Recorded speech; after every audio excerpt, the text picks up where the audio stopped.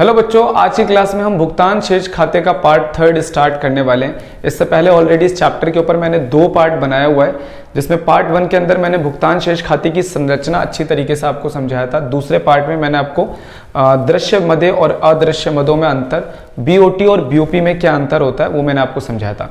आज के टॉपिक को भी समझने के लिए आपको पार्ट 1 अच्छे से क्लियर होना चाहिए, जैसे मैंने आपको भुगतान शेष खाते की संरचना आपको बताई थी।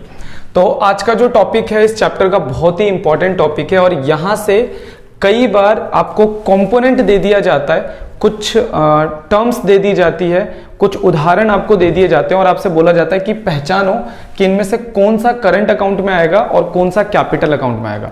आजकल जो क्वेश्चन की फ्रीक्वेंसी है बोर्ड एग्जाम में वो इसी तरीके की, वो ज्यादातर आपसे यही पूछता है कि करंट अकाउंट और कैपिटल अकाउंट की पहचान करो कि कौन सा करंट में जाएगा, कौन सा कैपिटल में जाएगा। तो करंट और कैपिटल में आपको पता होना चाहिए कि कौन सा आइटम कहां पर पहुंचता है। जैसे कि मैंने पिछली क्लास में आप लोगों को बताया था, फर्स्ट पार्ट 1 के अंदर मैंने आपको बताया था कि जो हमारा ये दिखाई दे रहा है, ये दिख रहा है ना, हाँ, जैसे कि मैंने आपको पार्ट 1 के अंदर बताया था कि जो आपका बीओपी अकाउंट होता है उसके अंदर 4 कंपोनेंट होते हैं।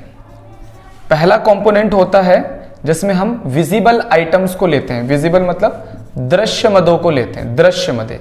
पहला जो होता है वो दृश्य मदे होती है। दूसरा जो होता है जिसके अंदर हम लोग अदृश्य मदों को लेते हैं, अदृश्य मदे, यानी कि अगर हमारा भारत दुनिया के किसी भी देश के साथ किसी भी दिखने वाली चीज का आयात निर्यात करेगा तो दृश्य मदों में, ना दिखने वाली चीज जैसे बैंकिंग, इंश्योरेंस, इन सब चीजों का करेगा तो अदृश्य मदों में। और इधर आता है एक पक्षीय हस्तांतरण। अगर कोई भी चीज फ्री में लेन देन की जा रही है तो वो एक पक्षीय हस्तांतरण के अंदर आ जाता है। और चौथा आता है आपका पूंजीगत प्राप्तियां या फिर पूंजीगत भुगतान, ठीक है, चौथे में ये आ जाता है। तो ये 4 कंपोनेंट थे हमारे भुगतान शेष खाते में। भुगतान शेष खाता 4 मदों से मिलकर बनता है, दृश्य मदे, अदृश्य मदे, एक पक्षीय हस्तांतरण और पूंजीगत प्राप्तियां एवं भुगतान। तो इन 4 मदों में से जो शुरू के 3 मद होते हैं, जो शुरू के 3 मद होते हैं, इन तीनों से मिलकर बनता है भुगतान शेष खाते का चालू खाता। ये है हमारा चालू खाता, ठीक है, आपको क्लियर हो गया होगा। ये हमारा चालू खाता है 3। जो बेचारा लास्ट में एक बच गया ना, वो अकेला आ जाता है हमारा किसके अंदर, पूंजी खाते के अंदर आ जाता है, ठीक है। तो भुगतान शेष खाते में टोटल 4 मदे हैं। 4 मदों में से शुरू की 3 मदे कहां पहुंच जाती है, चालू खाते में, और लास्ट में जो एक बच गया वो पहुंच जाता है पूंजी खाते के अंदर। तो आइए, चालू खाता और पूंजी खाता। अब कैसे आपको एग्जाम में ज्यादातर डिफरेंस की अवधारणा कम पूछा जाता है, एक एक नंबर के क्वेश्चन बीच बीच में से क्वेश्चन उठा के पूछा जाता है, या फिर कुछ आपको कंपोनेंट दिया जाएगा, आपसे पूछा जाएगा कि भाई इंडिया जो है चाइना को ये सामान भेज रहा है, बताओ किस खाते में आएगा। तो अगर गुड्स है तो आपको समझ जाना चाहिए कि चालू खाते में दिखाई दे रहा है। अगर मान के चलो भारत के अंदर से क्या करा जाए, टीचिंग की सर्विसेज अमेरिका को दी जा रही है, अमेरिका वाले बैंकिंग सर्विसेज इंडिया को दे रहे हैं, सॉफ्टवेयर की सर्विसेज इंडिया को दे रहे हैं, तो आपको समझ जाना चाहिए अदृश्य मदों में आता है तो ये चालू खाते में आएगा। कोई भी एक पक्षीय हस्तांतरण का लेन देन हो, उसका एग्जाम्पल हो तो आप समझ जाएंगे इसे चालू खाता में। पूंजीगत लेन देन में जैसे लोन देना या लोन ले लेना विदेशों से, अपनी संपत्तियों को बेच देना या दूसरे देशों से संपत्ति खरीद लेना, या फिर पत्राधार निवेश जैसे शेयर, डिबेंचर, ये सारी चीजें खरीदना या बेचना, ये सब इसके अंदर आता है। तो इस तरह का कोई एग्जांपल होगा तो आप उसे चालू खाते में डालेंगे। एक बार फिर भी डिफरेंस पढ़ लेते हैं। घटक चालू खाते में क्या आता है, दृश्य मदे, और क्या आता है, अदृश्य मदे, पहला दृश्य, अदृश्य और एक पक्षीय हस्तांतरण। इसके घटक में क्या आता है, पूंजीगत प्राप्तियां एवं भुगतान। इसमें आता है पूंजीगत प्राप्तियां और भुगतान। पूंजीगत प्राप्ति भुगतान में क्या क्या आ सकता है, प्रत्यक्ष विदेशी निवेश आ सकता है, विदेशों से लेने वाला ऋण, हमने या तो विदेश को ऋण दिया है, विदेशी सरकार को, विदेशी लोगों को ऋण दिया, या फिर हमने वहां से ऋण लिया। बैंकिंग पूंजी सौदे, बैंकों के द्वारा जो लेन देन की जाती है, बैंकिंग पूंजी सौदे हो गए। पत्राधार निवेश यानी कि डिबेंचर और शेयर की खरीद बेच, हमारे देश की कंपनियां अपने शेयर डिबेंचर विदेश वालों को बेच रही है, या हमारे देश के लोग विदेश वालों से खरीद रहे हैं विदेश की कंपनियों के शेयर डिबेंचर, इन्हें पत्राधार निवेश हम लोग कह देते हैं। तो इनके घटक क्लियर हो गए होंगे। अब आते हैं अर्थव्यवस्था पर प्रभाव। यह खाता देश की आय के वर्तमान स्तर में परिवर्तन को लाता है। ये वर्तमान स्तर में परिवर्तन लाता है और ये पूंजीगत स्टॉक में परिवर्तन लाता है। ये क्या चीज है? वर्तमान स्तर के आय में परिवर्तन। जब हम वस्तु और सेवाओं की खरीद बेच करते हैं तो उससे डायरेक्ट इनकम यानी कि आय जनरेट होती है, जिससे हमारे देश के वर्तमान आय में परिवर्तन आता है। इसके अंतर्गत क्या होता है? शेयर्स को खरीदा बेचा जाता है, जमीनें खरीद दी गई, बेच दी गई, तो इसके अंदर हमारे पूंजीगत स्टॉक में परिवर्तन आता है। अगर देखा जाए तो इसमें ना तो सरकार की संपत्ति कम या ज्यादा होती है, ना ही सरकार की देनदारी ज्यादा बढ़ती घटती है।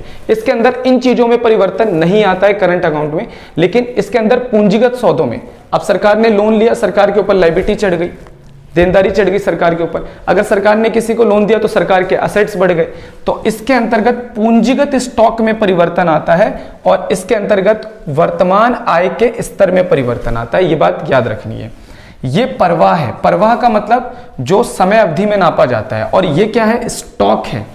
परवाह अगर हम बात करें तो हमारे देश के अंदर वस्तु और सेवाओं का लेन देन और एक पक्षीय हस्तांतरण, ये जो आइटम्स है इनमें लेन देन चलता ही रहता है, ये रुकता है ही नहीं कभी भी।